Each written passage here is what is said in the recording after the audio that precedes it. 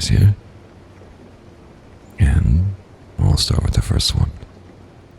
This one is titled, After My Eye Surgery, I Can't Stand to Look at My Family Anymore. I'm writing this from my laptop, wedged in my closet with the door barricaded by my desk and dresser. I can hear them outside my bedroom door. Their voices are so calm, so loving. But there are other sounds too, and those are the sounds that are keeping me in here. It all started 3 months ago. My whole life has been a literal blur. I was born with astigmatism so bad the optometrist used to joke I saw the world in permanent soft focus. Couldn't find my glasses on the nightstand without first fumbling for them like a blind man. Contacts were a daily irritating ritual. I was 24, I had a decent job, and I'd finally saved up enough. LASIK was my ticket to a new life. A clear life. The consultation was sterile and reassuring. The doctor was a sharp older man with an intense, almost predatory focus.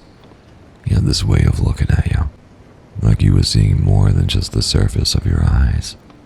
He talked about refractive errors and corneal flaps, using a calm, authoritative tone that washed away any of my lingering anxieties. He mentioned a new, slightly experimental technique he was pioneering. He said it was more precise, offering a level of clarity that was unprecedented. He claimed it could correct for atmospheric distortions and even light-level fluctuations that standard procedures couldn't touch. I was sold. I wanted the best. I wanted to see everything. God, what a fool I was. The surgery itself was as bizarre and impersonal as you'd expect. What's up, Isla? The smell of antiseptic, the cold metal of the head brace, the volume they gave me making my limbs feel like they belonged to someone else. I remember the pressure on my eyeball, the smell of burning that they tell you is just the laser, and the doctor's calm voice narrating the whole thing. A perfect flap, but now we're reshaping, just a few more seconds. Then darkness, followed by the soft application of bandages and shields over my eyes. The recovery was the hardest part. 2 weeks of total darkness. I was completely dependent on my family, my mom, my dad, my younger sister. They were amazing. They led me around the house by my arm, made sure I didn't bump into anything.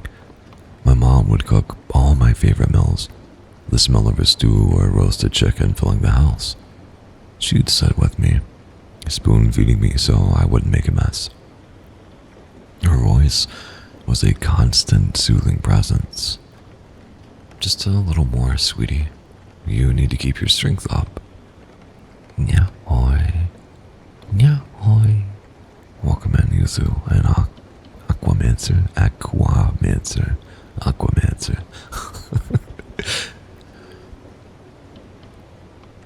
My dad would read to me for hours. Sports pages, fantasy novels, anything to pass the time. His deep, rumbling voice was a comfort in the black void my world had become. My sister would change the music, put on podcasts, and just sit with me, her presence a silent reassurance. They were the perfect, loving family, and I was consumed with a profound sense of gratitude. I couldn't wait to see their faces again, really see them with my new perfect eyes. The day the bandages came off was supposed to be a celebration. We all went to the clinic together. The nurse was gentle and she snipped the tape and slowly unwound the gauze. For a moment, with the bandages gone, with the bandages gone, but my eyes still closed, I felt a tremor of pure, unadulterated excitement. Okay, the nurse said softly. Open them slowly. The light will be very bright at first. she said. I squeezed my eyelids, then let them flutter open. The first thing I noticed was the sharpness. It was violent. Every texture in the room leapt out at me. The microscopic pits in the acoustic tile ceiling, the individual fibers in the nurse's blue scrubs, the tiny, almost invisible cracks in the linoleum floor. It was overwhelming, a tidal wave of visual information that made my brain ache. The doctor had said that it would be like this. Hypersensitivity. He said it would calm down. I blinked, trying to focus. The nurse was smiling at me. She looked normal. Just a woman in her 40s with kind eyes and a slightly tired smile. Then I turned to my family. My world broke. It's hard to describe what I saw because my mind refused to accept it for the last few seconds. It was like a cognitive blind spot, a visual glitch. My mom was smiling, her mouth moving, saying my name, but her face. It wasn't just her face. Fused to her jawline, wrapping up and around her left cheek was something else. It was a pulsing sack of mottled gray-pink flesh, veined with sickly purple lines. Two thin, whip-like tendrils, no thicker than a worm, were coiled around her lower lip. And as she spoke, they twitched and adjusted, seeming to pull her lips into the shape of a smile. Her old skin seemed stretched and thin where it met this growth. I tore my eyes away, my heart hammering against my ribs, and looked at my dad. He was clapping me on the shoulder, his face beaming with pride. But from his chest, blooming out from under his collared shirt, was a larger, more complex structure. It was a fleshy, fungal-looking mess that seemed to have burrowed into a sternum. It was ribbed, almost like a grotesque seashell, and it glistened with a thin sheen of moisture. A thick, tube-like appendage snaked up from it, disappearing under his chin and into his mouth. He wasn't speaking. The sounds were coming from him, but the fleshy tube was vibrating with the words. I felt the bile rise in my throat. I looked at my sister. She was the worst. A shimmering, almost translucent thing was draped over her head and shoulders like a living shawl. It was featureless save for a series of pulsating bladders that ran down her spine. The tendrils were woven into her hair, and two larger, thicker ones were plugged directly into the corners of her mouth, stretching her lips into a permanent placid grin. "What do you think?" My mom's voice cooed. But the thing on her face seemed to pulse with the words. "Can you see us clearly?" I couldn't breathe. I couldn't speak. I gotta sneeze, I'm gonna mute.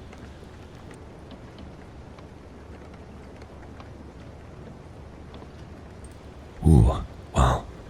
What's up next?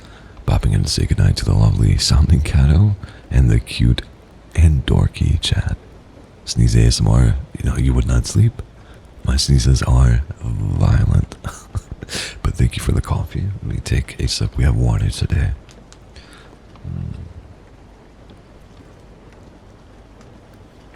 Another stretch.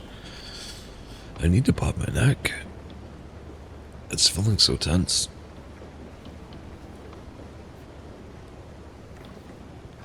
I tried massaging it, but yeah, it didn't work. And the headband.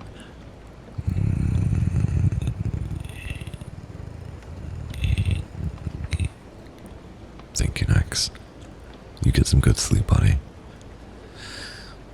I couldn't breathe. I couldn't speak. I just stared, my new, perfect eyes taking in every single horrifying detail. The way that things moved in symbiosis with them, the way their own bodies seemed almost secondary. These in shock, My dad's voice rumbled, the tube on his chest vibrating. It's a lot to take in all at once. I must have passed out. Oh, I always pop my neck. I did one morning, like, God, 2 years ago maybe. Like, I do have this bad habit that ever since this incident, I've pretty much broken. I still occasionally catch myself doing it. And I get like, oh God, oh no. But you know, like when you turn, when you're sleeping, or like half asleep. But I guess like I don't know, use my neck to push my body up to turn or something. And then just kind of fling myself. I did that one morning. And I'm not old by any means. But, God damn it, did I not feel old after this. My neck made some like exploding sound that I could feel in my brain and ears. It was horrible. It was horrible. And like I couldn't move my neck for, I don't know, a couple of weeks. Should have gone to the doctor. Did not. And yeah, F. But ever since then, definitely don't pop my neck too far. I'm hyper aware of my neck. And I don't want to, whatever the hell happened to happen again. It's not great. Yeah, why? Meow to you too, I suppose. What's up, Sonoma and Stilly? Don't lie, you're old. I'm getting there, slowly. Slowly. As are you. How did that feel?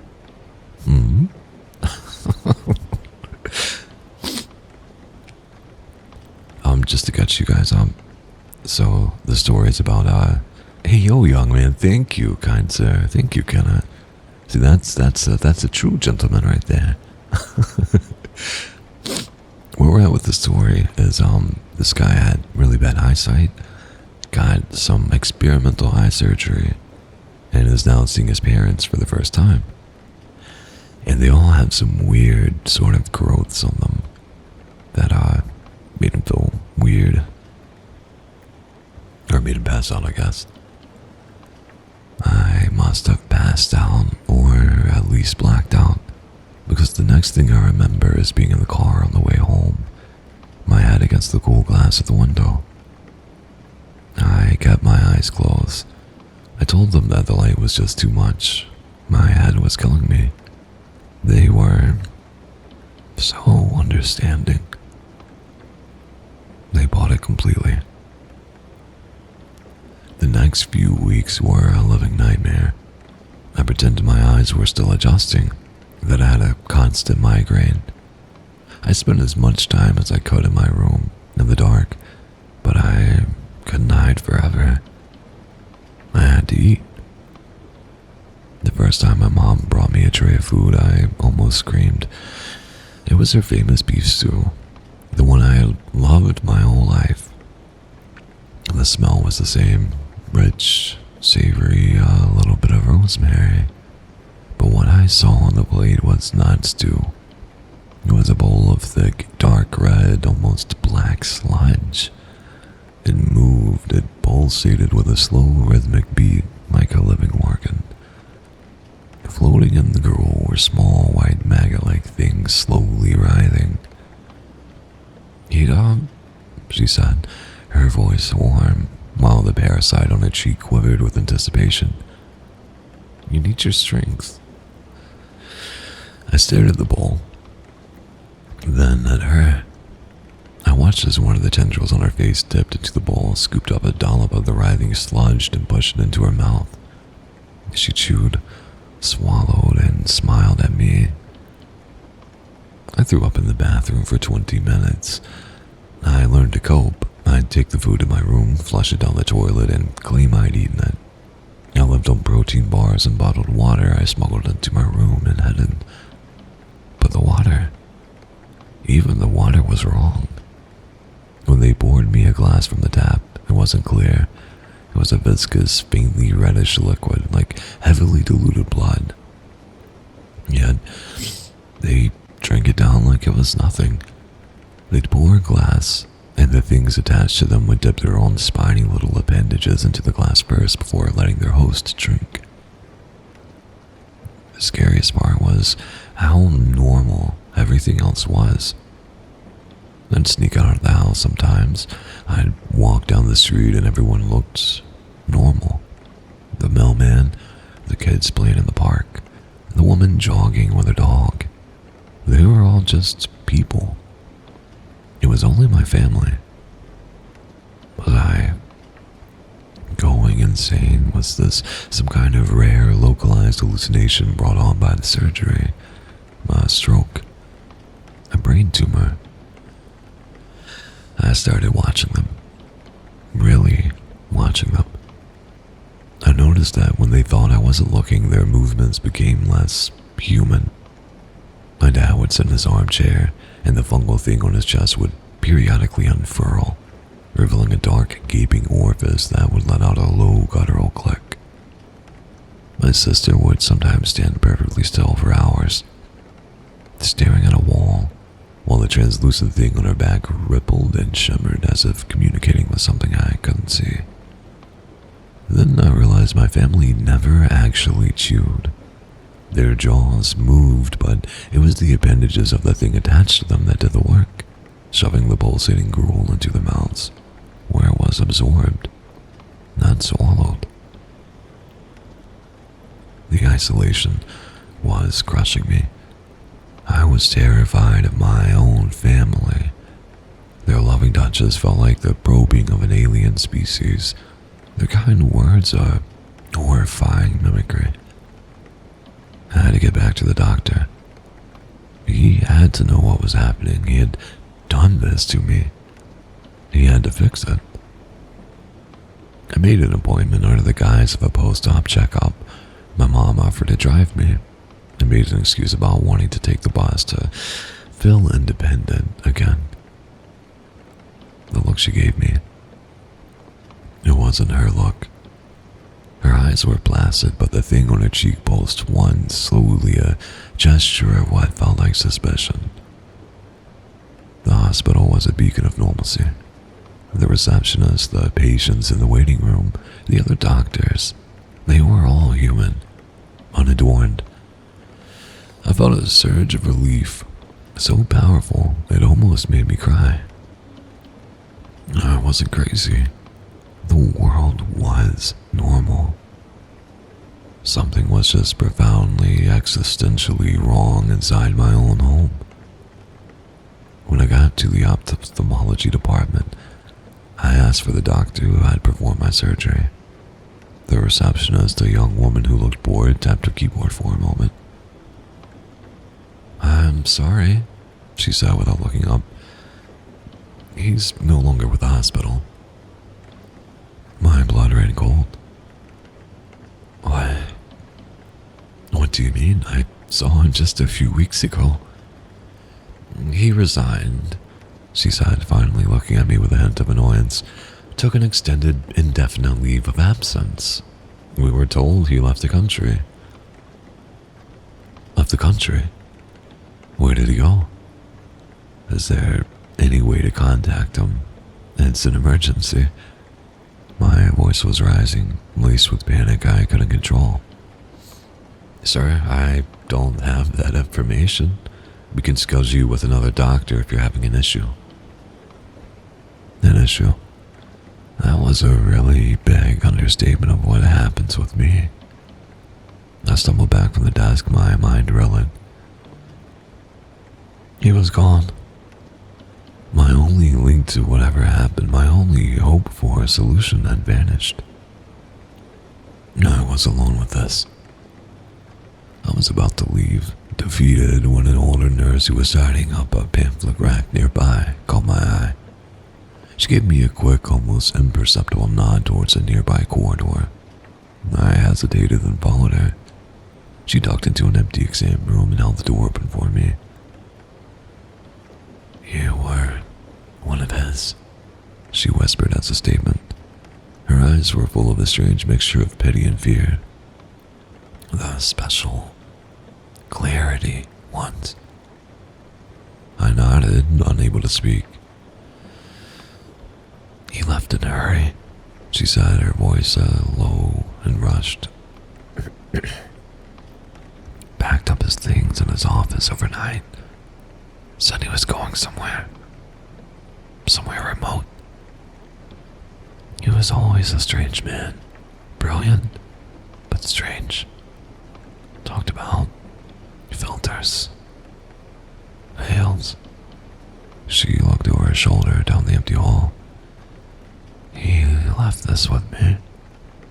He said if anyone came back, anyone who saw things differently, I should give it to them. She brushed a small folded piece of paper into my hand. It was a phone number, just 10 digits, written in a spidery, hurried script. I don't know what it is, she said, already backing out of the room. And you didn't get it from me. Good luck. She was gone before I could even thank her. I ran out of the hospital and didn't stop until I was at a payphone several blocks away. My hands were shaking so badly I could barely punch in the numbers. It rang once, twice, a third time. I was about to hang up when a voice answered. It was him. His voice was strained, crackly, like the connection was bad, but it was unmistakably the doctor. Who is this? He demanded, his tone sharp with paranoia. It's me, I stammered, not even using my name. The LASIK, a few weeks ago, the new procedure. There was a long silence on the other end of the line. I could hear the sound of wind and something else, a faint rhythmic clicking. He finally said, his voice dropping to a conspiratorial whisper. So it worked? I wasn't sure. The clarity. You're seeing it, aren't you? Seeing what? I nearly screamed into the receiver. What did you do to me? My family. There are things on all of them. Monsters. Not monsters, he corrected, his voice tinged with a terrifying mix of academic curiosity and awe. Passengers. Symbiotes. They've been with us for millennia, woven into our very fabric. We are just their cattle. I leaned against the grimy glass of the phone booth, my legs threatening to give out. What are you talking about? I don't understand. The human eye is a marvel. He began launching into a lecture as if we were back in his sterile office. It's not perfect. It evolved not just to see, but also not to see. At the moment we are born, there is a biological filter in place, a complex series of photoreceptors and neuron inhibitors that renders them invisible to us. It's a veil, a defense mechanism developed over thousands of years for their protection. If we could see them, we could fight them. Their survival depends on secrecy. My mind was struggling to catch up, to process the sheer insanity of what he was saying. Them? Who are they? I don't know their names for themselves, he said, a note of frustration in his voice. Parasites is the closest word we have, but it's not quite right. It's a deeper bond than that. They nourish us. They protect us from certain illnesses. They keep their host docile, content. In return, they get to live. They experience the world through us. And the food, I whispered, thinking of the pulsating gruel. The water? Their sustenance, not ours, he confirmed. A slurry of organic matter in their own larval forms, which they cultivate. They process it and pass the nutrients on to the human host. It's a perfectly efficient closed system, as long as you can't see it. The pieces were slamming into place, forming a picture of such profound horror that I felt my sanity fraying at the edges. You did this on purpose? The surgery? It was a hypothesis. He snapped, his voice rising with manic energy. I have spent my life studying the eye, its limitations. I saw anomalies, patterns that made no sense. I came to believe we weren't alone. That the truth was right in front of us, just filtered out. I theorized that I could bypass the filter. I could surgically remove the veil. But the challenge, the real challenge, is in finding them. As it seems they do not live with all humans. I have doubted myself for so long, but you were my proof. You have to change it back, I pleaded, tears streaming down my face. I can't live like this. Please. You have to fix me. The line was silent for a moment, save for the wind and the strange clicking. When he spoke again, his voice was heavy with a terrible finality. I can't, he said softly. I don't know how. I only ever learned how to open the door, never figured out how to close it. That's why I ran. They know about me. The ones who are bonded, the free roaming ones. They can sense me. And now, they sense you too. He paused. Listen very carefully. The ones attached to your family, they are realizing you can see them. Their primary directive is to protect the host and preserve the secret. They will see you as a flaw and they will try to fix you. Do not let them touch you. Do not eat or drink anything they give you, and for God's sake, do not let them near your eyes. The line went dead. I stood there for a long time, the dead receiver pressed to my ear. Fix me. The word echoed in the hollow space where my hope used to be. It's been a moment. Let me read what you guys have been saying. Let me scroll up. Good morning, Looney. Yeah, why? I've had an old body since I was young. I'll get there one day. It's like, you know what's in my house first, the Halloween fireworks and else do? Yeah, I remember the picture from the other day. I think. My fiancée is the same. She was born with old lady bones. Oh, God. I'm gonna tell her he said that. No, not really. I would never. I would never. Chronic pain since I was 15. F. Sucks. And thank you, Barandy and Looney, for the sippies, for the coffees. Excuse me. Let's have that sip together. 1, 2, 3.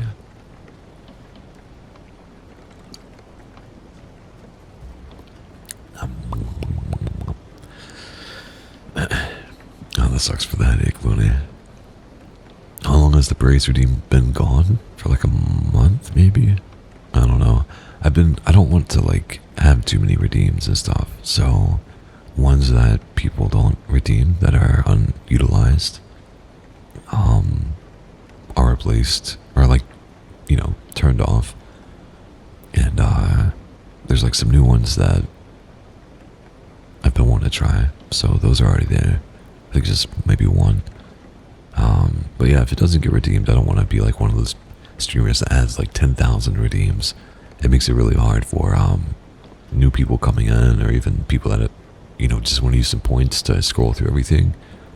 It's I don't like that whenever I go watch a stream. So like you know, when you go and click the thing, it's essentially just you can I think 9's a good amount. It's not too much. And you have like a good variation here. Some silly ones, some ones that let you care for me the streamer, the player. And then some like, some nice ones where I can give back with the kiss and the nuzzles. And the what do you call it? The cringy ones, I guess, with the ara, the standard one that everyone has. And then like yeah.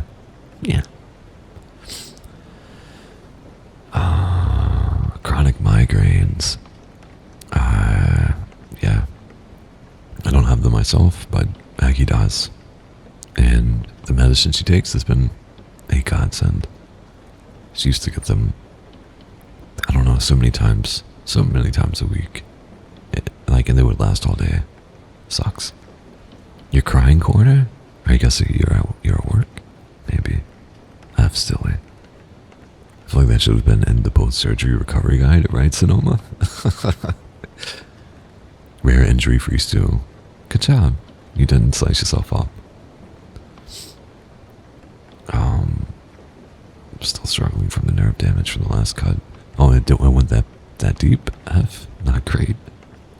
Nozzles. We'll try this one out. I don't know how it's gonna sound, but...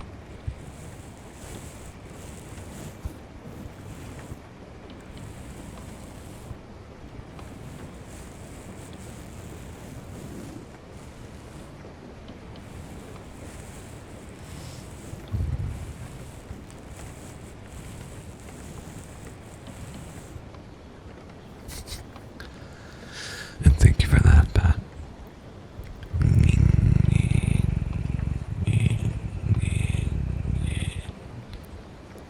Rest in peace to the cursed Ball redeem. No one redeemed it.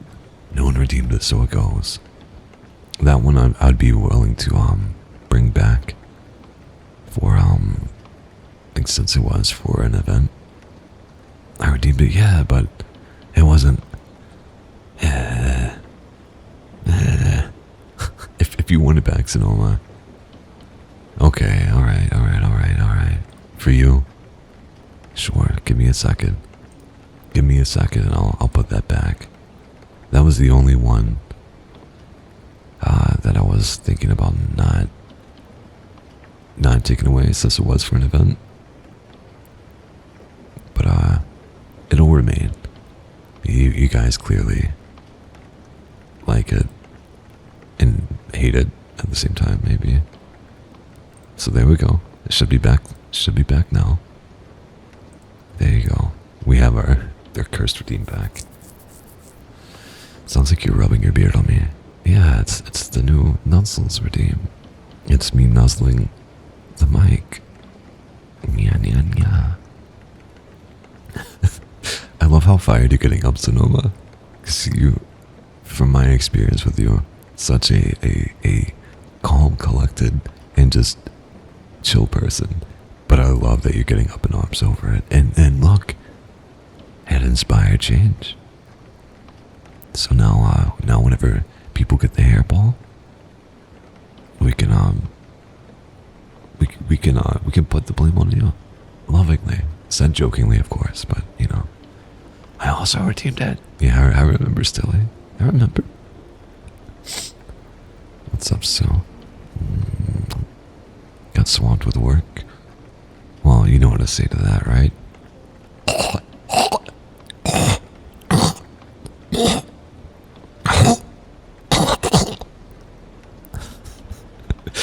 There we are.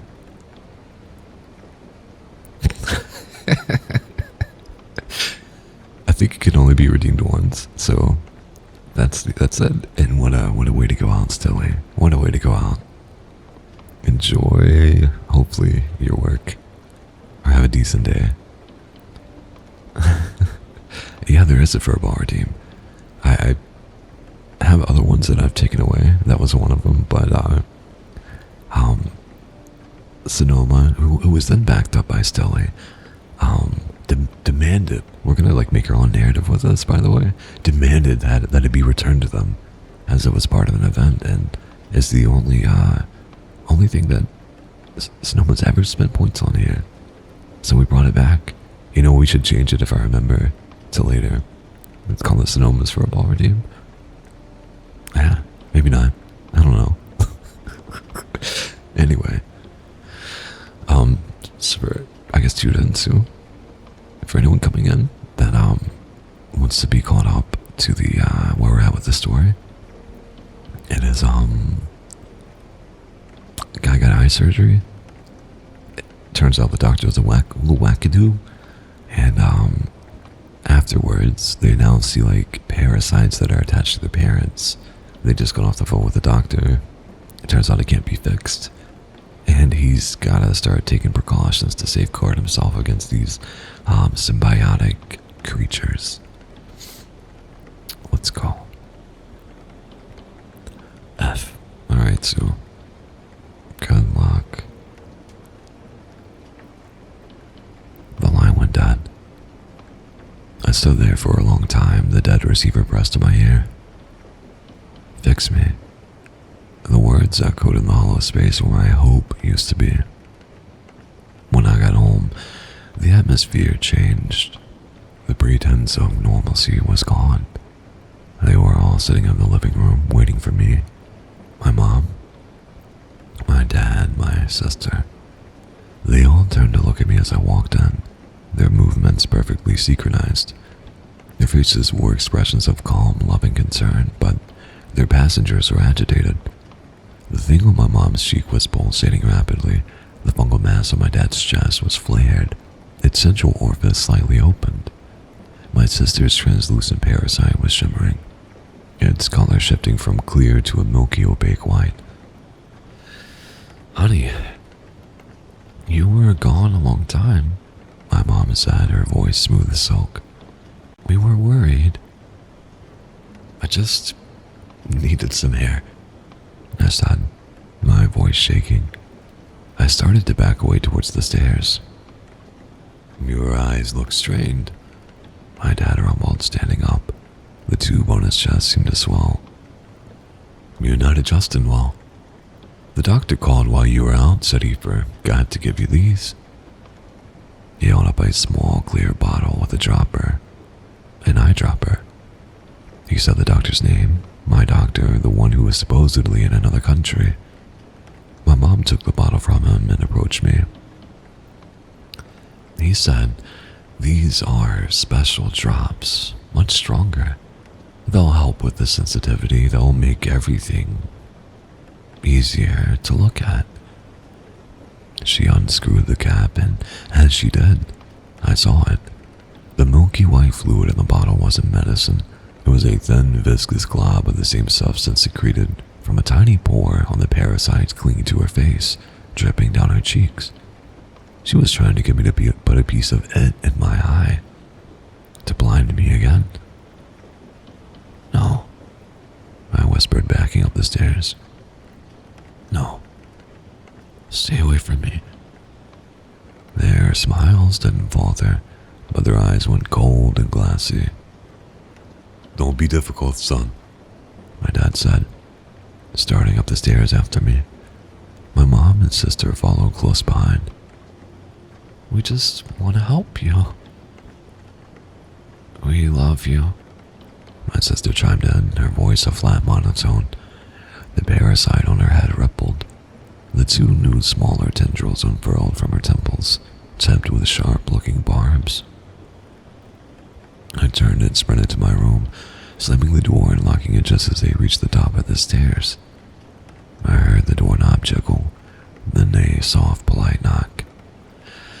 Sweetie, open the door, my mom's voice called. I scrambled to my desk, my dresser. I scrambled to push my desk, my dresser, anything heavy in front of the door. The wood groaned under the weight. They tried for another hour, their voices never changing from that placid, loving tone. They offered me food. A special bowl of stew, they said, full of nutrients to help my eyes heal.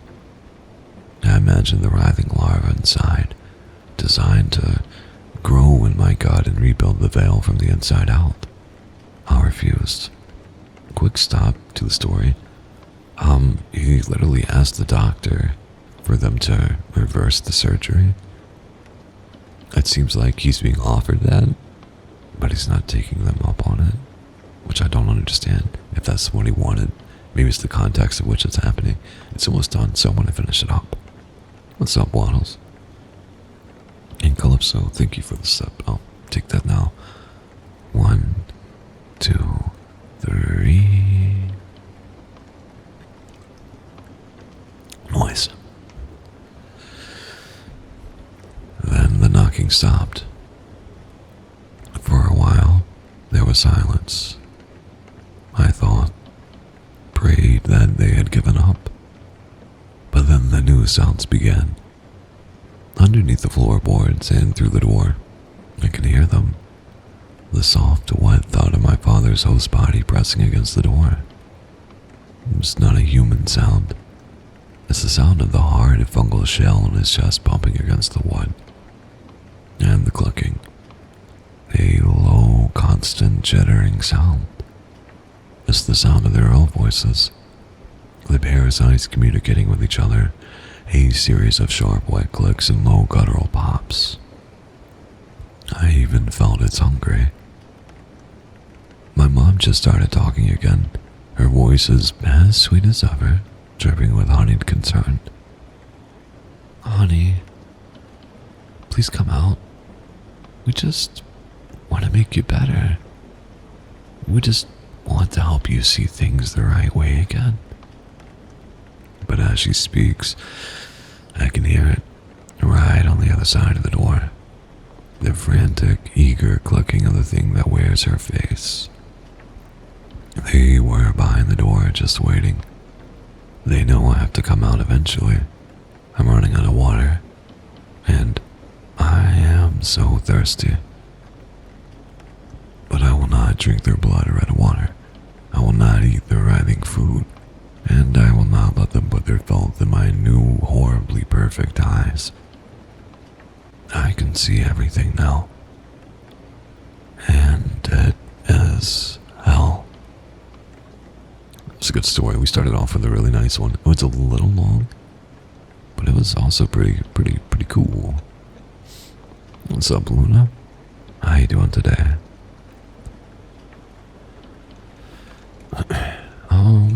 Let's see. I think I'm gonna take a quick little bathroom break. I'll be right back, and we can start on the next story, which is whatever drove my neighbors from their house is coming for me now. Ooh. I'll be right back very shortly.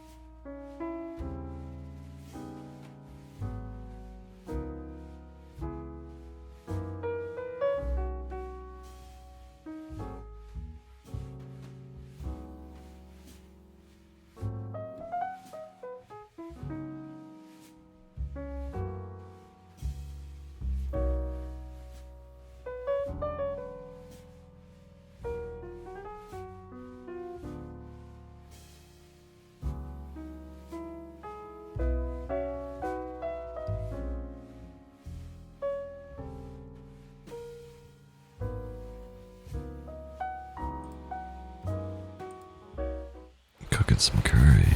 Hey, yo. What kind? The only kind I've had, like, a lot of, has been Japanese curry. And I like it. Chicken curry done for the win. I think we're doing an escape room this weekend. Maybe I'll see. Or maybe just sometime in general if Eggy wants to go to the Japanese place. It's been a while.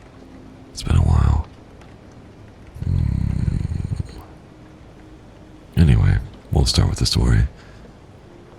Whatever drove my neighbors from the house is coming for me now. Paila, I don't think they're ever coming back. My husband Noah was peeking through the blinds at our neighbor's hastily abandoned house across the street.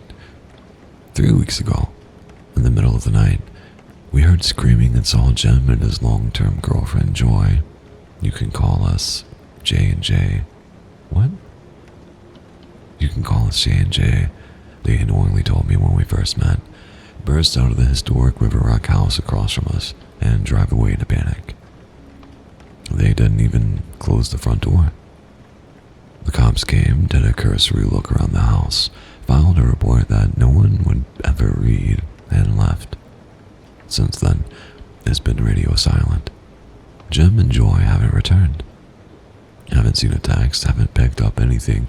It's like they've been edited out of the film of our lives and left on the cutting room floor. Noah had become obsessed with the story since the night it happened. I'd convinced him not to go check out the house after they first ran off. He said he wanted to see what scared them and if there was anything he could do to help. I reminded him that 1, he didn't like Jim, 2, he wasn't a cop, and 3, the growing tear in his right meniscus would hamper any quick escape. He tried to argue, but my no means no stare backed him down. Since then, we've kept a watch on the place. All the neighbors have. We're not a close-knit community by any stretch, but when something strange like this happens, it fires up the gossip machine. That machine forges instant connections. Neighbors become closer, if for no other reason than to get the latest scoop. Nobody knew what had happened, but everyone had a theory.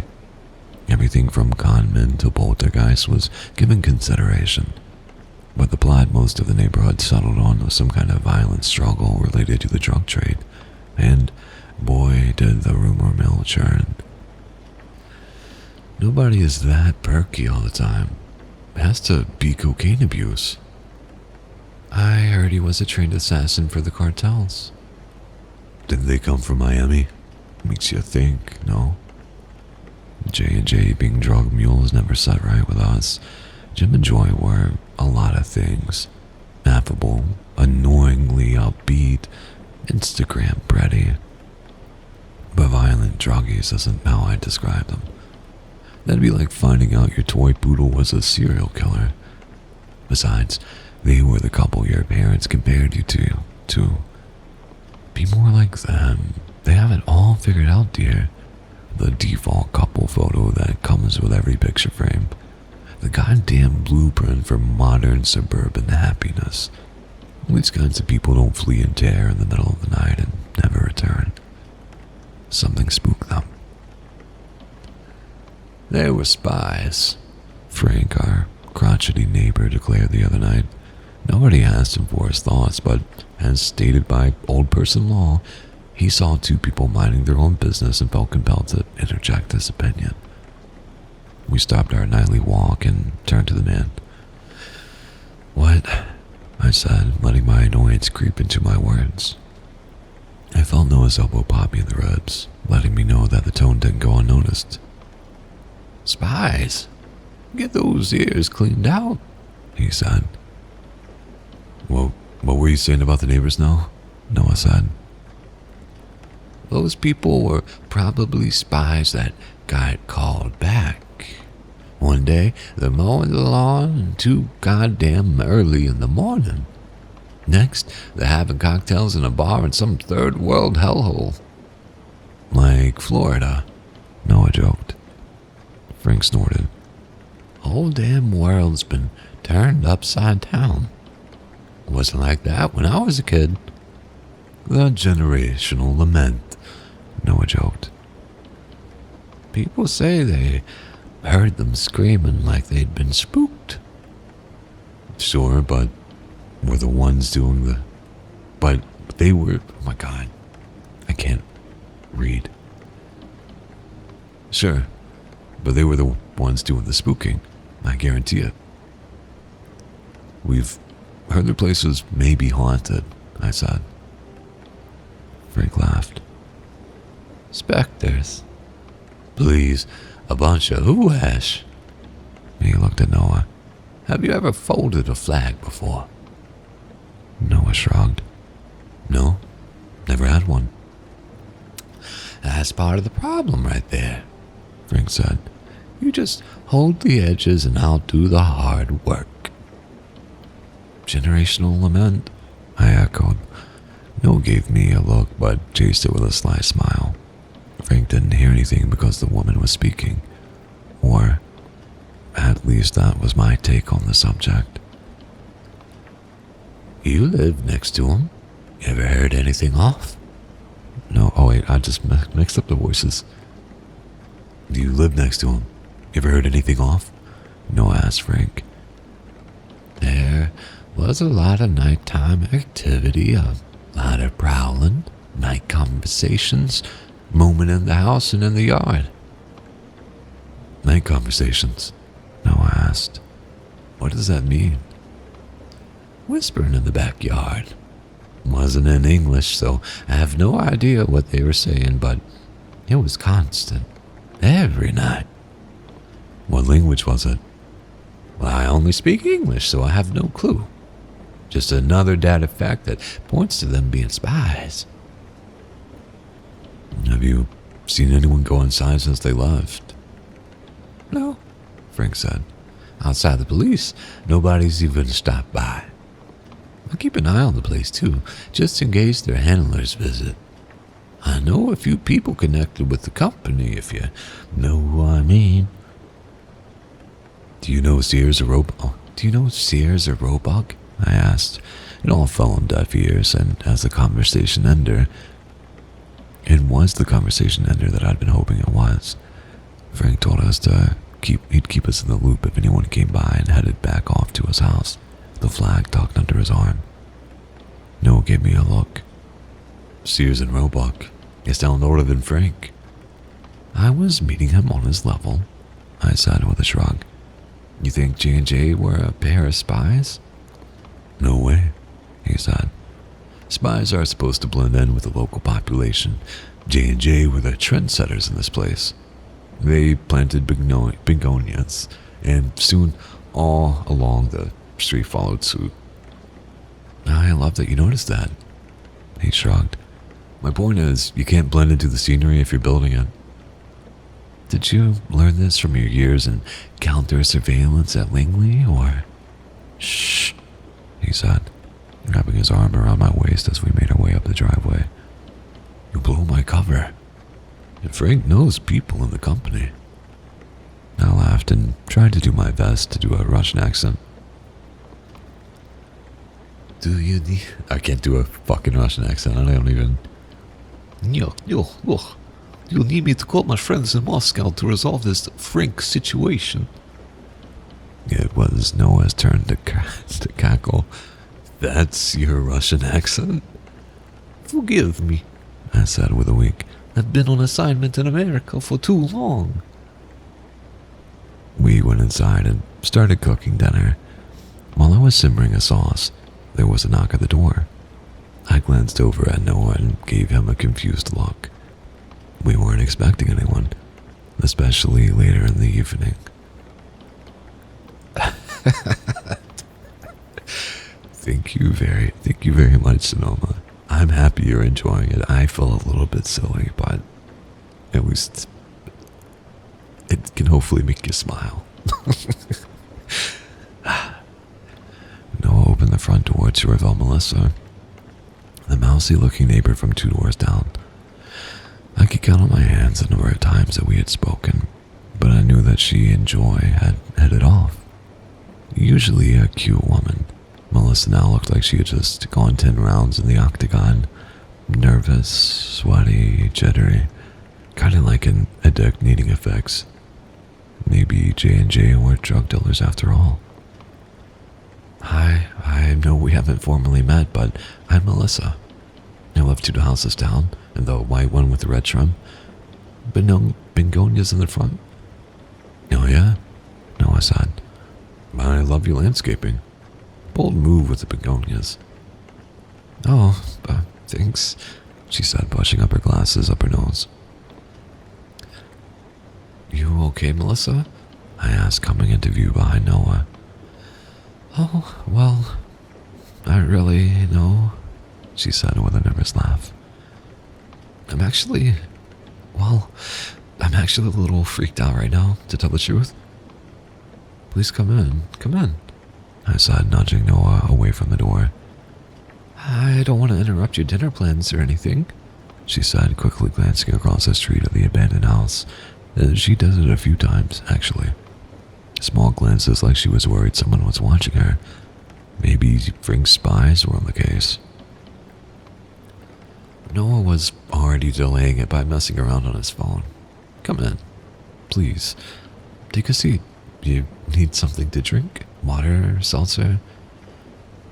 Maybe a shot of something? She joked, but I got the sense that she was serious. She was skittish. Her hands kept moving for no other reason than to stay busy. A person on the brink of a nervous breakdown, pretending that the world around them isn't burning to ash. I can do that. We have good booze. Or maybe wine. I have a bottle I've been wanting to try. I said, reaching into the cabinet and pulling out 2 glasses. If you don't mind, she said, her glaze flitting between me and the floor. You're doing me a favor. Noah, can you keep an eye on the pan? He nodded and continued the tedious job of slowly stirring the bubbling red sauce.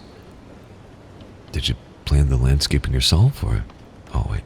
Did you plan the landscaping yourself, or did you hire out? He asked, bubble popping and leaving a red ring on the stovetop. Oh, what? Oh, sorry, Melissa said. Sorry, I did it myself. I took an online course about it. Noah's raved about it since you put it in, I said, bringing the bottle over and popping the top. We want to do something, but haven't decided on what.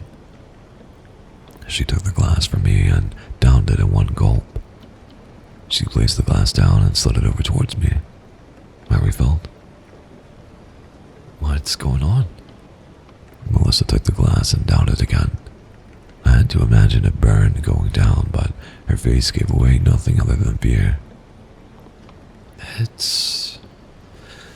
Well, it's gonna sound weird, but I promise you I'm not crazy or anything. You're in a safe place, I told her, my voice softening. I nodded down at the glass, but she waved me away. So, you know about Joy and Jim, right?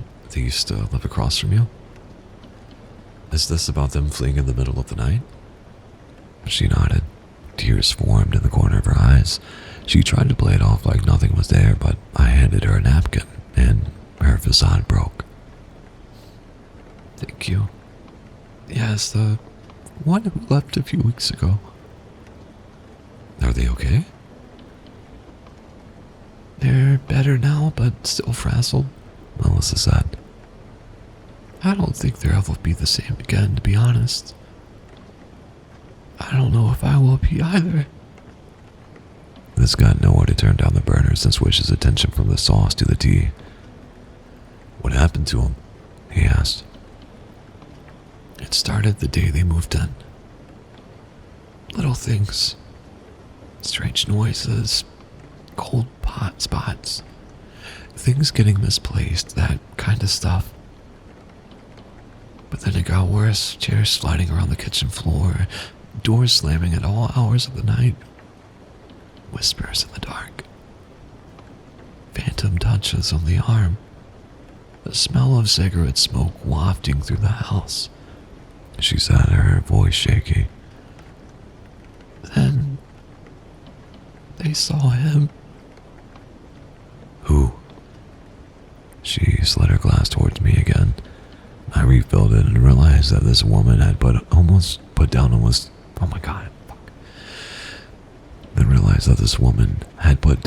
of this before I'd ever had a sip. I should have started with a $2 chuck and not something I actually wanted to drink. Regardless, Melissa was rattled. If liquid courage helped her unlock the mystery, bottoms up.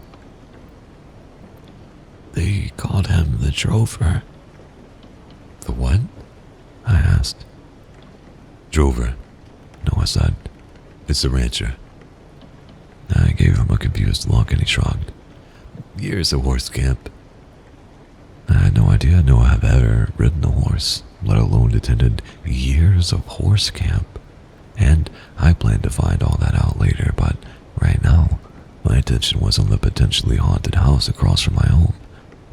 Melissa had asked me not to think she was crazy before she spoke, but I was struggling with that idea at the moment.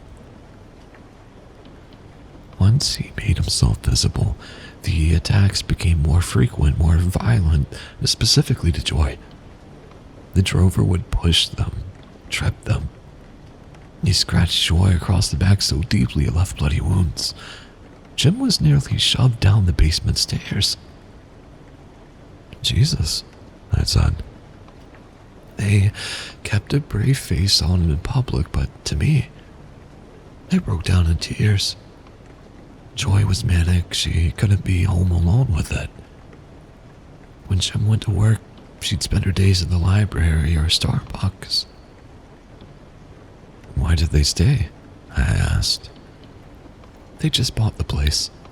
They were afraid they'd lose everything if they left, Melissa said with a shrug.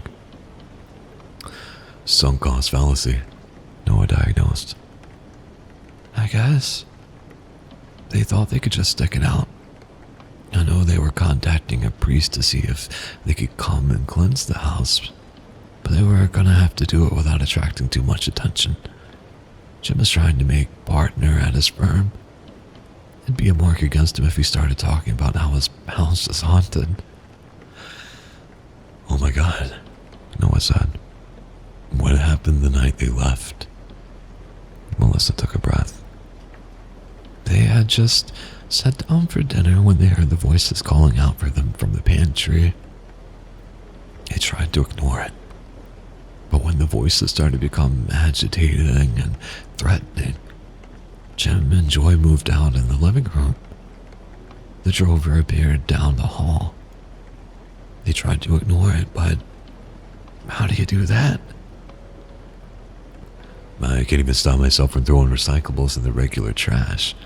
I can imagine trying to eat with a goddamn monster staring at me. They decided they couldn't do it either. They got up and left for the evening. When they got home around 1 in the morning, things were worse. Their couches had been flipped over, the chairs in the kitchen had been stacked on the table. Plates and bowls were smashed on the ground. As soon as they entered the house, they smelled cigarette smoke all around them. Then the drover materialized directly in front of them. Huh, I said, taking a small pull from my wine. Wow, this is tasty. She said he's hideous. He was there 1 second and gone the next. Then she felt her hands on her throat. Melissa stopped speaking. The silence was deafening. Now I finished my glass and poured another for both of us. Melissa took it and stepped back. I followed suit. I could smell the sauce burning. Noah must have too, because before I could say anything, he rushed over and shut off the burner. Jim told me Joy couldn't breathe and turned blue. He tried to help, but there was nothing to do. He eventually laid on top of his wife to try to break any connection between her and the drover, and it worked. She caught her breath, but the drover wasn't finished. Jim felt a burning sensation on his back. They smelled burning flesh. The drover had branded a star symbol onto his shoulder, and that's what did it. They ran out and haven't been back.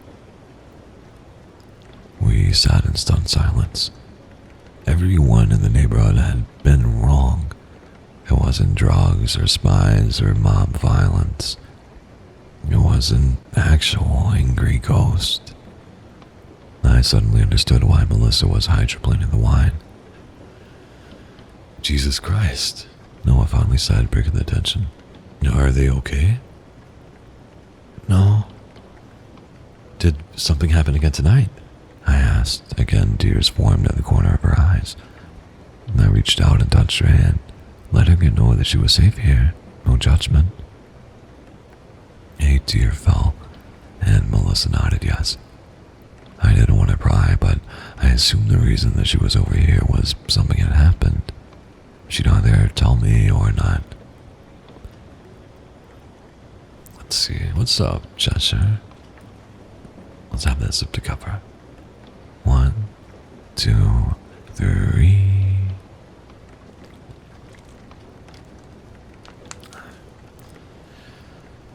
I was not expecting this voice when I came in, but holy, it is a pleasant surprise. I'm happy you like it, buddy. Yeah, boy. Welcome in, Robin. Welcome in. Joy called me this afternoon and asked for a huge favor. She asked if I could go into the room and grab some important paperwork for her. They needed it to sell the house. She said the activity was lowest in the late afternoon. I didn't want to do it, but that poor woman had gone through so much already, so I said okay. You could have knocked me over with a feather if a ghost had choked me. I'd never ask anyone, let alone a casual neighbor friend, to go into the house. I was raised better than that. Melissa, as far as I was concerned, was a saint. If I had a vote in the papal conclave, she'd get in. What happened? Everything was fine, at first. I wasn't planning on staying long. I'd walk in, head into the bedroom, grab the files, and run out. 10 minutes was the maximum amount of time I'd been there. As soon as I entered, I felt the temperature shift. It was freezing. As I moved through the hallway, I heard whispers around me. What were they saying? I couldn't make anything out. It was like human vocal static, just sounds. But my brain knew that they were voices. I pushed past and went into the bedroom. I rifled through the dresser until I found the paperwork I needed. Then the smell hit my nostrils. Cigarette smoke. As I turned to leave the chauffeur, her voice caught. She waited a beat, collected herself, and continued. He was standing in the doorway. A shadow in the shape of a man in a hat, just watching. He disappeared, and I felt fingertips dragging up my arm. I ran out and came over here. I don't know why. I just needed to feel safe or check my sanity or... Melissa put her head on the counter and broke down into sobs. I moved from where I was standing and wrapped her in a supportive hug. She was trembling. I said nothing. I wanted her to know that she had our support. She stayed that way for damn near 5 minutes, letting all the trauma come pouring out of her. When she had cried it out, all her tears, she thanked me and sat up. Her face was puffy and her eyes red from the salty tears. You're safe now, I said. No, she said. I'm not. None of us are. Before I left, I heard him to stay off his land. All of it. I think he was talking about the neighborhood. Why would you think that? Noah asked. This whole area used to be one big ranch. You can find old maps online. I don't know what he meant, to be honest, but I wanted to let you know. You're right across the street. You could be next. Once she breathed those words into existence, they found the home in the holy hell. What the fuck? Fear region of my brain. I escaped my growing dread long enough to tell her that she would always be welcomed here. Melissa stayed for a bit longer, collecting herself, and Noah offered to escort her home, which she gladly accepted. I can't say I blamed her. Not only is Noah a looker, but if a haunted ranch hand were threatening me, have a buddy with me at all times. While he was gone, I pulled out my laptop and started researching. Dinner was going to have to wait. We ruined the sauce anyway. I needed to know if a haunted rancher was going to come into my house and choke me out. By the time Noah returned, I found what purported to be a map of this area from the late 1800s. With a little Photoshop wizardry, I placed the old map on top of a modern one. And sure enough, our neighborhood was smack dab in the middle of Badwater Ranch, J&J's home labeled as the boss's house. I showed Noah. He frowned. Badwater doesn't exactly pretend good things, does it? Not really, I said. How was Melissa when she got home? A little better. The wine helped calm her down, but also made the trek longer than normal. We did more weaving than walking. She gave me the link to that landscaping, of course, though. Fantastic. The flowers that grow on our graves will look lovely. You honestly think that thing's gonna come over here? If we agree that there's already a ghost over there, then it crossing the road to our place isn't exactly a gigantic leap in logic. He nodded. Should we go over there and see if anything's there? I knew this was coming. Noah had wanted to go check out things from the jump. Now that there was a spooky story attached to J&J's departure, the tribe would go check it out. It would be full bore. I had zero desire to see what was inside their haunted abode, nor did I want my husband poking around. No, I said. I don't want to invite this thing over. Assuming there is a thing, which we won't know until we check it out. Noah, I said, narrowing my gaze. Seriously, that lady told us it nearly choked Joy to death. We really want to go pissing off a violent ghost? He held up his hand to show his surrender. Okay, fine. You're sticking to your guns on this one, huh? I pointed my finger like gun square at his chest. I'd rather you not die if I can help it, I said, holstering my hands. He walked over and kissed me on the forehead. What a lovely sentiment. I'm sappy like that, I said, leaning into him. Is dinner salvageable? Noah looked back and shrugged.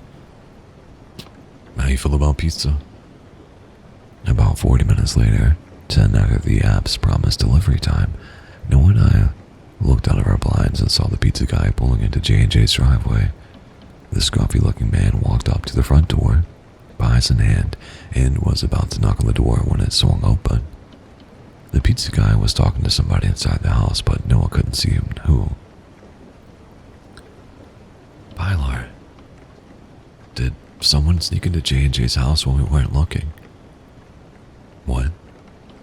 Arju was talking to someone there. Who's Arju? The guy delivering our food. Don't you ever check the app?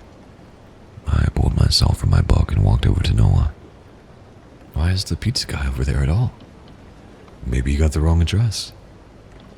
I glanced out and sure enough, Arju the pizza guy was chatting with someone just out of view. I looked at Noah. Did J&J come back? Is Melissa over there again? I don't know. Go say something, I said, prodding him. He could be walking into a dangerous situation. I thought you didn't want me going over there, he asked, already heading towards the door. I'm not heartless. Go save Arju. Noah opened the door and I peered back out the windows.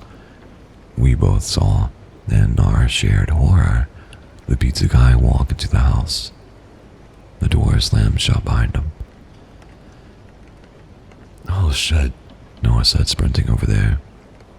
Even though every fiber in my body told me to stay, I could not let the love of my life go running into a ghost house alone. I put on my big girl pants and ran after Noah. I would have let him face down the drover without me. I caught up with him as we reached their porch. He didn't seem surprised about me tagging along. Noah walked up to the front door and touched the handle, and he instantly yanked his hand back, waving it painfully in the air. "What? That's hot," he said. "Fire?" "I don't smell or see a fire," he said. He glanced down at his hands and his jaw dropped. He held up his palm to show me, and I felt my heart skip a beat. A small star had been burned into his skin, like the drover had branded him. "Fuck this guy," he said. He took a step back, squared his shoulder, and rammed into the door. Or he would have, if the door hadn't suddenly swung open and sent him tumbling into the house. I went to follow him, but the door slammed in my face. "Noah." Despite just watching him burn his hand on the door handle, out of instinct, I grabbed at it too. It was ice cold. I turned and pressed against the door, but it didn't budge. I took a step back and kicked it. All that did was send waves of pain up my leg. Still, I gave it another go. It still didn't budge. Not wanting to try a third time and find myself tumbling into the abyss, I ran around to the backyard and looked for another way in. To no surprise, J&J's backyard was Homes and Gardens quality retreat, exquisitely designed with top-end patio furniture, a wet bar, and, I shit you not, an actual authentic brick pizza oven. I sprinted to their ornate French doors and yanked on the handles, expecting them to be locked. Amazingly, they were unlocked. Opening the doors like the Sun King, I strolled into the house and felt the cold instantly. I called out for Noah, but he didn't respond.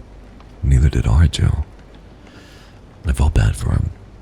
I delivered pizzas in the past, and it's already a thankless job.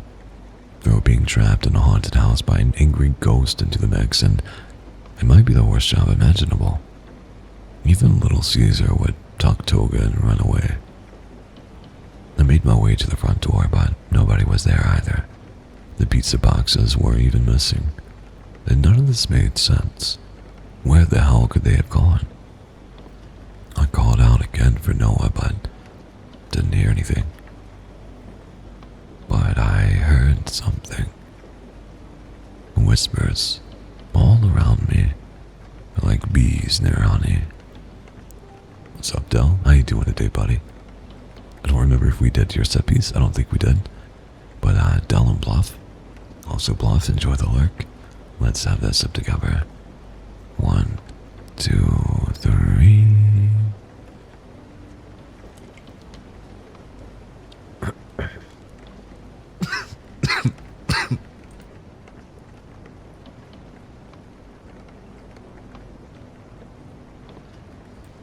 Definitely went down the wrong pipe. Oh god. Ah. Oh no. Oh no. I'm not gonna be able to talk now.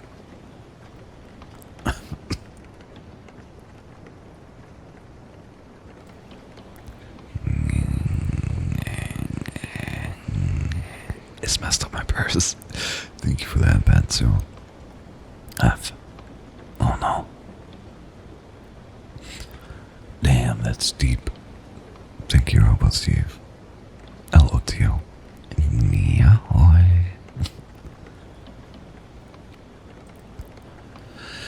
Melissa had caught it, human vocal static, and that was apt. The whispers sounded like what I imagined English sounding like to foreign ears. Noises that would make sense if God just turned the dial a little to the right or left. My nose caught that scent again. Regrettably, it wasn't pepperoni. Cigarette smoke. Both of my parents smoked for years, and I've always hated that specific stink. All it did was piss me off. The smell transported me back to sitting with my father, sick with cancer, lamenting that the hospital wouldn't let him smoke anymore. "I don't care that you're here," I said to the empty room. My voice echoed off the walls. "I'm here to get Noah, and the pizza guy, and you're not going to stop me. This isn't your home anymore. Hal, you're not even alive.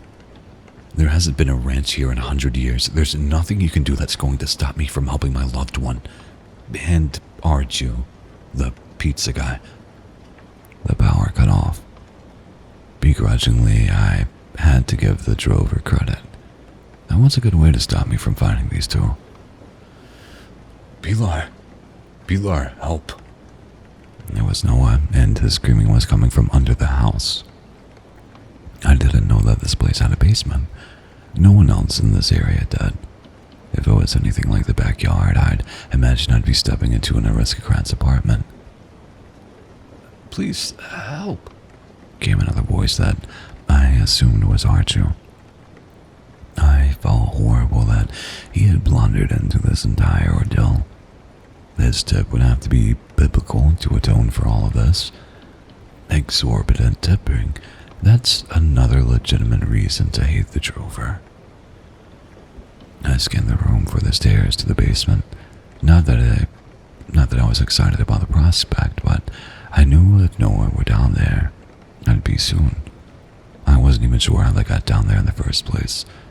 But when an angry ghost is haunting your neighbor's house and nearly killed the last occupants, you don't question odd shit.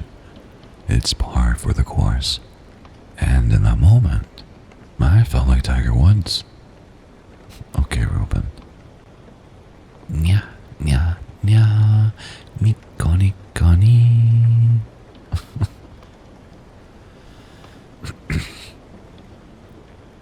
The cigarette smell swirled around me, and I had to assume that the drover was on the move. The whispers started again, louder this time, clearer too. While there weren't a bunch of coherent phrases, every once in a while an actual word swept through the static and found my ears. Death, leave, torture were among the winners. Do I need to kiss myself, or are you just telling me that you're kissing me? Ooh. I spied the door tucked away in the kitchen. That led to the basement. I ripped it open and saw an ancient wooden staircase that seemed out of place in the home's interior. While the bones may have been made with classic river rock, the cuts had been completely modernized. Why do all that and not change the stairs? Okay, lady. Then I'm kissing you back, I guess. Pilar, is that you? We're down here. Noah yelled from the darkness. I panted for my phone, but I had left it home. I'd have to descend into the basement in the dark. Great. As I took my first step, I smelled cigarette smoke again. Melissa's story about Jim nearly being thrown down the stairs came back to me. I glanced over my shoulder but didn't see the drover. I didn't want to stick around to find out if he showed up. Running down the stairs, my foot caught on something sticking out of the wall about halfway down. It was enough to throw off my balance. My body pitched forward and I grabbed the railing to keep myself from falling. But the time-worn wood splintered, and I went hurling down the stairs in a heap. Throwing my left arm back up to protect my face did little to limit the total damage, but it probably saved me from at least a broken nose. My cheek slammed into the corner of the step. I felt it cut open and blood trickle from the wound. Because I cartwheeled down the stairs, the blood ran up and down my face, depending on where my head was at the moment. I hit the landing with a sickening thud. The air rushed from my lungs and I heard my head smack onto the dirt floor. I saw stars and my vision went blurry for a moment. My landing had kicked dirt off the floor and I started coughing. Wait, a dirt floor? Why in the world did this basement have a dirt floor? Unless this wasn't a basement but a root cellar. Of course, J&J were homesteading too. Probably had homemade kimchi buried somewhere down here. This is how a concussed brain processes thoughts. As I took a life-saving gulp of air, I sat up and shook the cobwebs from my head. looking up the stairs. I felt my heart stop. Dozens of disembodied arms were coming out of the walls, their ghostly fingers extended, looking for another leg to grab. What the ever-loving hell is this? I heard myself say. From the top of the stairs, a figure rose from the floor. The drover. He was mostly in shadow, but I could see his blood-red eyes just below his hat brim. There were no whispers now. He didn't have to say a word. His appearance there said everything I needed to know. I was in danger. I kicked away from the bottom of the stairs and scooted across the dirt floor. As I did, the drover disappeared and the floor to the basement slammed shut. I was in total darkness. I felt the gritty dirt under my fingernails. I was trapped in an overgrown crawl space that had been here since the original pioneers laid down the first rock. Glancing up, I saw just how low the ceiling was. I didn't think I'd even be able to stand fully down here. I'd have to stoop to avoid cracking my head on the wood and pushing my concussed brain to NFL player levels. Noah, I whispered. Where are you? Over here. He called out. That's not helpful, I said. Where is here? Follow the sound of my voice. I turned to where I thought I heard him, but as I was trying to locate him, the whispers filled the crawl space. More aggressive, more angry. Made finding Noah impossible. It was like they were in my ears. I started crawling towards the far wall, assuming that they were there. Each time I moved, I kicked up more ancient dirt into my nostrils. I sneezed and coughed, but kept moving. Finally, through the noise, I heard Noah's voice calling for me. I was heading in the right direction. Pylar, can you hear me? Yes, I said, reaching out my hand. I felt his hand wrap around mine. He pulled me closer. Then he started yanking at me, pulling away harder than he should be. His grip tightened, and I felt a burning sensation ripple across my skin. The cigarette smoke smell returned. In the dark, I saw those blood-red eyes in front of me. The drover had me in his grasp and was pulling me into a dark corner of the cellar. I started screaming and tried yanking my hand back, but his grip was ironclad. I rolled onto my back and dug my feet into the dirt floor.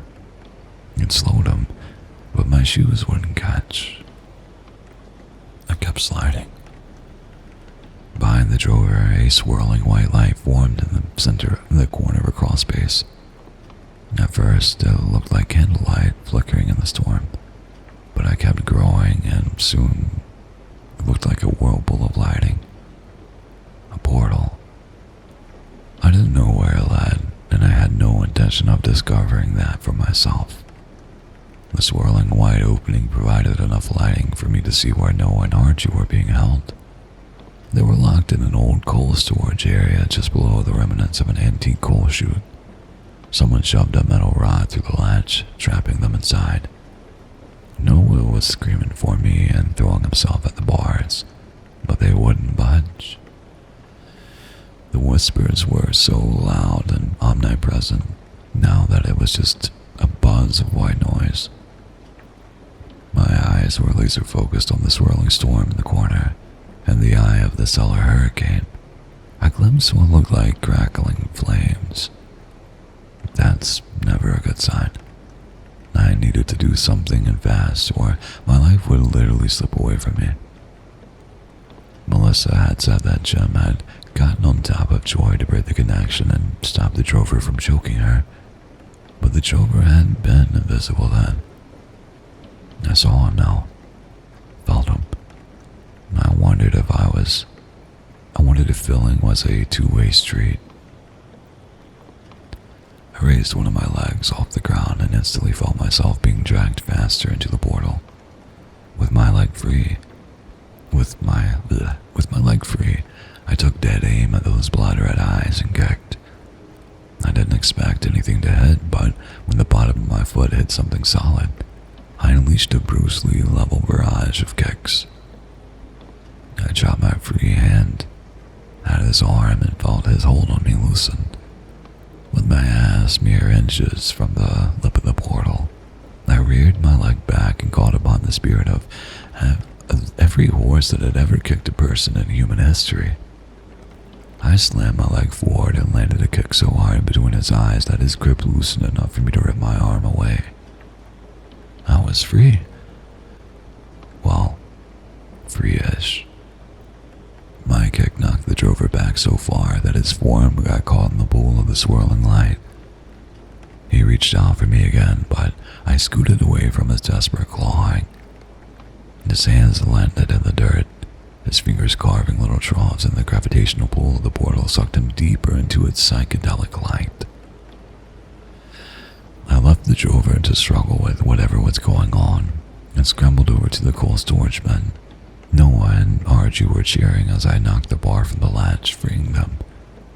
Noah wrapped his arms around me, but I brushed him back. Run now, hug later. The three of us made our way to the stairwell. Before we went dashing up, we all skidded to a stop. There were hundreds of arms coming out from the walls. They waved back and forth like seaweed in a strong current. There were substantially more than I'd seen just mere moments ago. If we went up the stairs as they grabbed us, where would they drag us off to? Back to the drover. To another portal. Shit, I said. What the fuck is this place? Arju asked, his eyes wild. The whispers were frenzied now. I knew it was a response to the drover being yanked into that portal. I wasn't sure if his anger stemmed from being dragged down or from the fact that he had failed to bring me with him. Whatever he was working, or was he working for something on the other side that needed a living woman for some unspeakable reason? Either way, I wasn't sticking around to find out. Coal chute? I offered. Too small, Archie said. I tried it. There has to be a cellar door somewhere, right? Noah said, his hands reaching the cellar and filling around.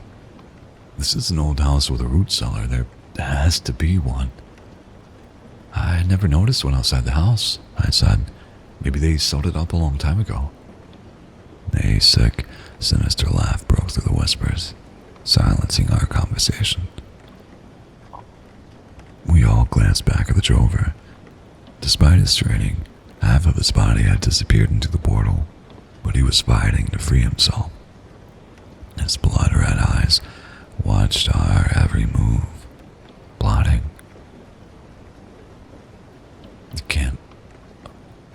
You can't leave, Rebecca. I told you down here. No one will hear you or your worthless children scream. It said, cackling like a deranged madman. I didn't know who Rebecca was, but I instantly was on her side. The drover didn't become a monster after he died. He had always been one. Death had only increased his power. They're waiting for you down there. I'll drag all of you down with me. The fuck you will, I said, my blood boiling. The surrounding dirt beneath our feet shook. I looked down just in time to see a tiny hand burst from the soil, and another. And another. They felt around for something to grab. I'm never delivering pizza again. Tips ain't worth this shit, the pizza guy said in a panic. From the opposite side of the crawl space, Noah's hands found something that felt like a cellar door. He tried pushing up on it, but it didn't budge. He called Archie to help them, but with their combined efforts, the buried cellar doors moved ever so slightly. I ran and helped, with the three of us straining The doors briefly parted. Fresh dirt from above us fell to the crack. An old owner must have landscaped right over the cellar door, probably to keep whatever the hell was down here trapped. With all of our attention on our escape route, we hadn't noticed that several child-sized figures had crawled out from the ground. I turned and saw half a dozen pairs of blue glowing eyes watching us. I screamed, which prompted the men to turn and add to my chorus of fear. On three, give it everything you have. Noah said, readjusting his grip. 1, 2, 3. We all shut the doors. My arms strained against the wood, but the harder we pushed, the more I felt us breaking through. Dirt fell onto our heads in bucketfuls. We closed our eyes and gritted through it. Finally, moonlight was visible. With the last struggling push, the doors opened wide. The night sky was above us. Our Jew scrambled up through the hole first, nearly leaping straight out. He helped Noah out after. I turned to watch as the figure of a woman crawled out of the ground. The children moved to her and she wrapped her arms around them. This had to be Rebecca and her children. She looked up and we locked eyes. She nodded to me and I nodded back. Pilar, what's the holdup? Before I could reach for Noah and Archie's waiting hands, I watched as all the figures moved towards the drover. He struggled to free himself from the portal, but it was in vain. Rebecca and her brood surrounded him and kicked at his head and body. As I was being pulled up, I watched as the drover completely disappeared down into that portal. As soon as his hateful form was gone, the portal winked out. You need to hear me sing sometime. Not a great singer, but I do have some songs on YouTube under the gaming channel's name, which you can find on this channel somewhere. I mostly do like black and death metal, but there's like some indie rock, and some of them I sing in. We crawled out of the hole in the ground and scurried away from it as fast as our exhausted bodies could move. We made it out to the lawn where Noah and I collapsed. Our Jew didn't stick around. He ran to his car and took off like a bat out of hell. Noah and I lay on the grass and stared up at the night sky. I felt for his hand, found it, and intertwined our fingers. We didn't speak. Oh yeah, thank you. I forgot to say hey to Yumi. What's up, Yumi? Mm-hmm. What's up, Sim? How you doing? How you doing? Thank you for the sippies. Let's have it together. 1, 2, 3.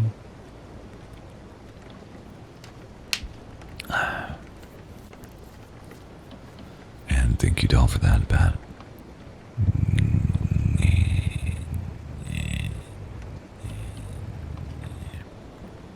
Robo, I've actually made like jazz musically, like just with guitar and bass, but or at least jazz inspired, but I appreciate it. Like my favorite one to listen to when I'm in a mood for jazz is Indigo Jam Unit. I like Lacante for like acid jazz, so that stuff's cool. It's not one that I've explored a lot, but I definitely have a soft spot for jazz. Noah and I laid on the grass staring up at the night sky. I felt for his hands and intertwined our fingers. We didn't speak. There was nothing to say. We just looked up at the stars and let our bodies slowly recuperate. If anyone had looked out, we'd have looked like druggies that J&J sold their wares to. The tea would be piping hot among the neighbors. I was too emotionally drained to care. What finally got us moving was the sprinkler system turning on. The ice-cold water hitting our skin made us jump like firecrackers. We moved to the driveway, but it was no use. We got soaked. Noah and I locked eyes and started laughing, just pure unhinged crackling that echoed down the street. What the hell is going on here? And it was Frank holding a bag of trash and looking confused. He glanced at us and shook his head. You two on drugs? Not yet, I said, pushing my wet hair on my face. But I'm hoping to change that soon. Bylar, Noah snapped. Listen, you two want to use the devil's lettuce, do it in your own home, not your neighbor's lawn, Frank said. I'm going to throw this trash bag away. Don't be here when I get back. I know a guy on the force, and he'll drop everything to help me. Frank was a lot of things, but a jokester wasn't one of them.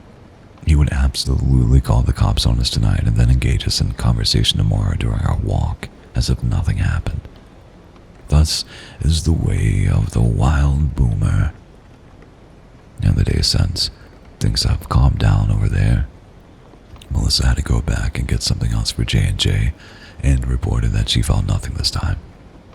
I thought it was ridiculous to go back at all, but whatever. Maybe she was truly running for Pope. She told us movers were coming at the end of the month and that it'd be hitting the market not long after. The drover was gone, no clue where he went.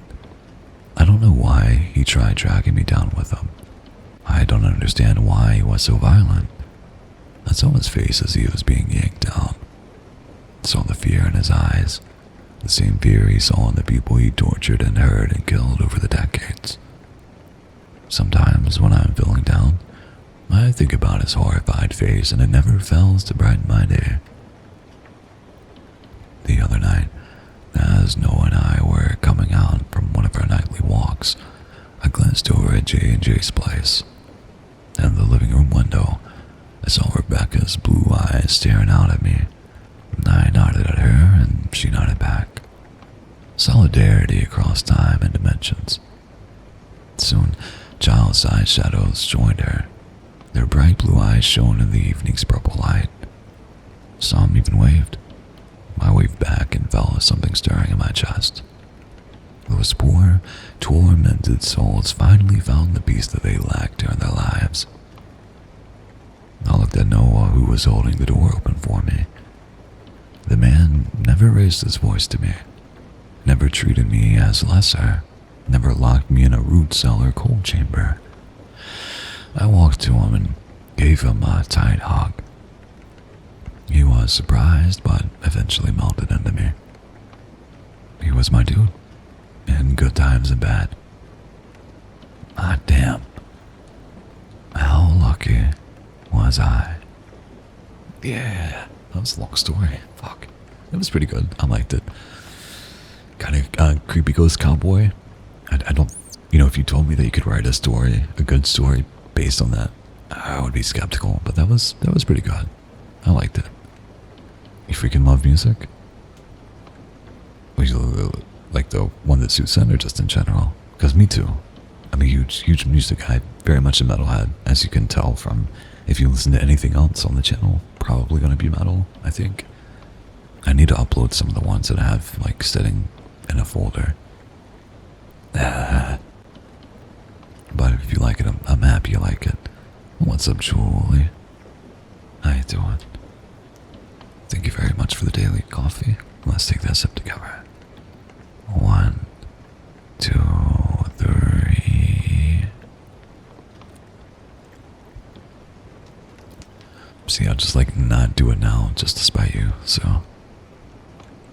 Aren't I such a great partner?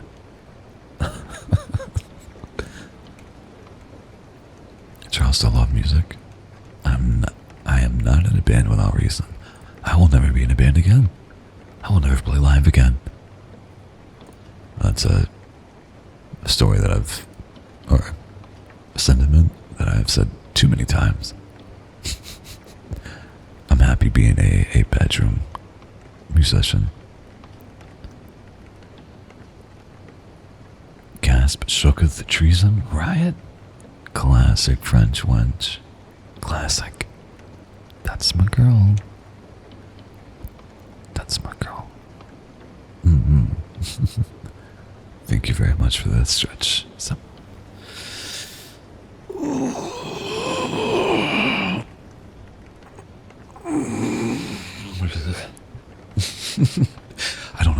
that sound was.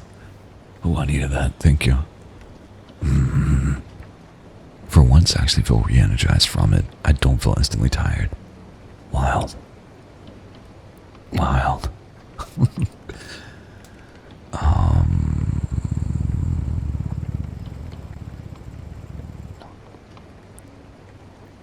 Beautiful. That's me. Maybe just emotionally. I don't know. Yeah.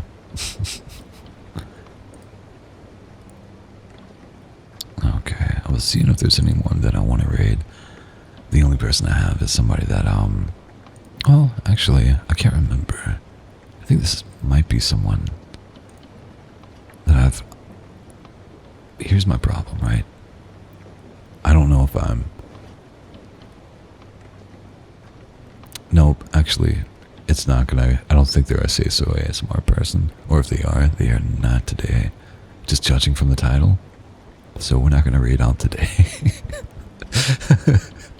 I want to make sure that whenever you guys are getting something decent and cozy and cool, and Say So. What is today? Today Friday? I think today's Friday, right? Yeah. All right. If you do follow the gaming channel, I will potentially be there tonight. See if I can get the boys and Aggie in the mood for Monhung. If not, I'll try to see if I have any games where I can finally use my model. That's my biggest gripe. That's my biggest complaint about myself. I have a super cool custom model on the gaming channel, but yet because all I do recently is playing Monster Hunter Wilds, I literally can't run it. I could run a lesser tracked version of it with the other laptop, but that's a lot of getting stuff together and all that. So anyway, I'm gonna not ramble and complain about things that I have the power to fix, but I'm too lazy to. But yeah, I might be over there if any of you follow there. So it'll definitely be later on tonight, about 6 or 7 hours probably. But I'm gonna shut up and go get something to eat.